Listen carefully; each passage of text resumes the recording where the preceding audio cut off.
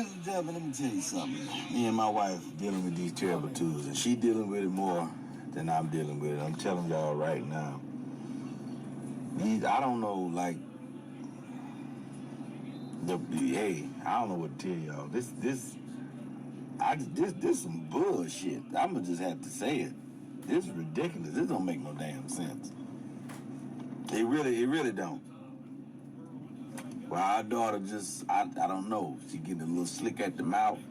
You know what I mean? You got to pop her a little bit. You know what I'm saying? It don't seem like you got to pop them all the damn time during the terrible twos.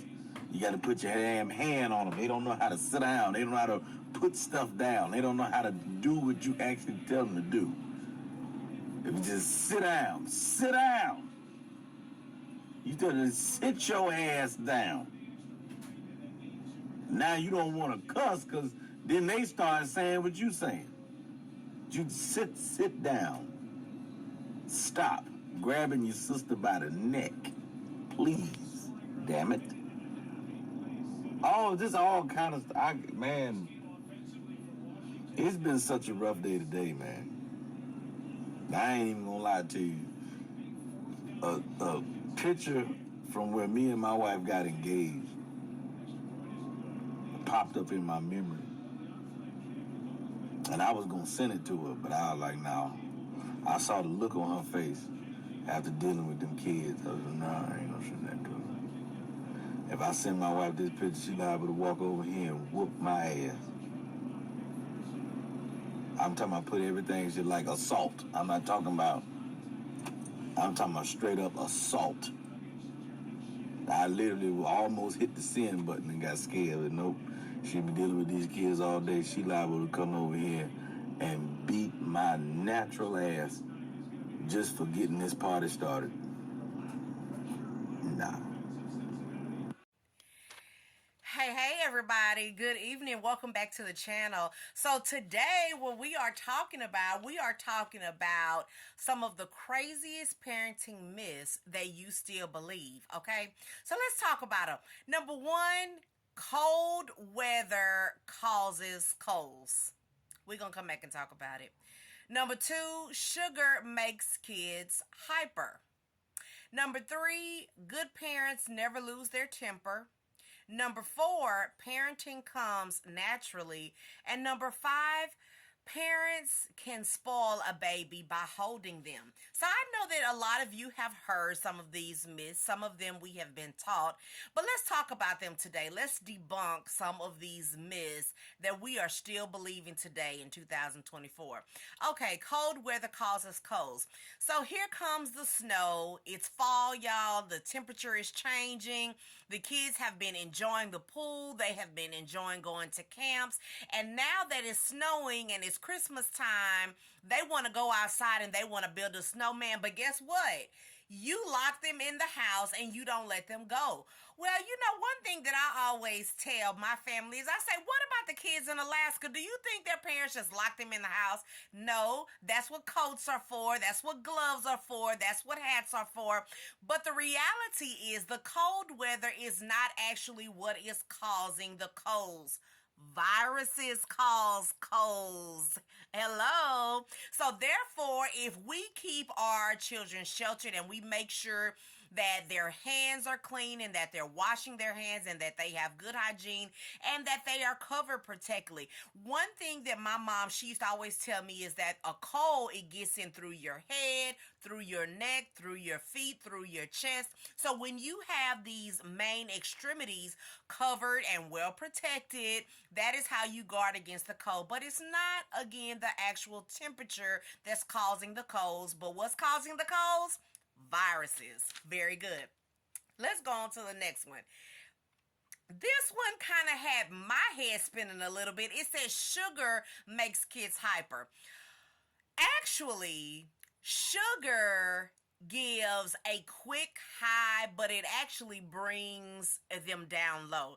Have you ever noticed children, when they are sleepy, they actually are perceived to have the greatest energy because they're actually fighting the sleep. They feel like that they're going to miss out on something that's going on, and so their radars go up and they are seeking that attention. They are fighting their sleep. They don't want to go to sleep because they don't want to miss anything, and this is where hyperactivity is coming from. It doesn't mean dump in the sugar, but the sugar actually doesn't make you hyper. If I eat 12 pieces of candy, I may have a quick boost of energy, but it is going to bring me low and I'm going to be ready to go to sleep. So that is myth number 2. Myth number 3, let's talk about this. Good parents never lose their temper.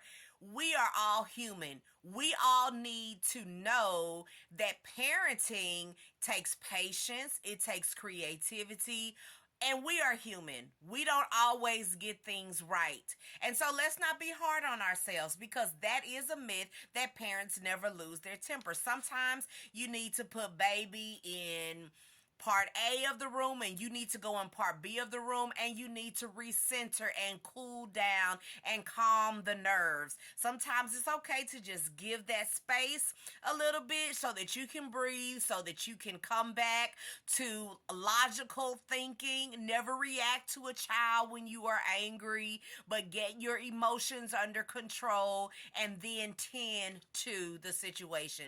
But that is a myth that good parents never lose their temper. Let's go on to number 4.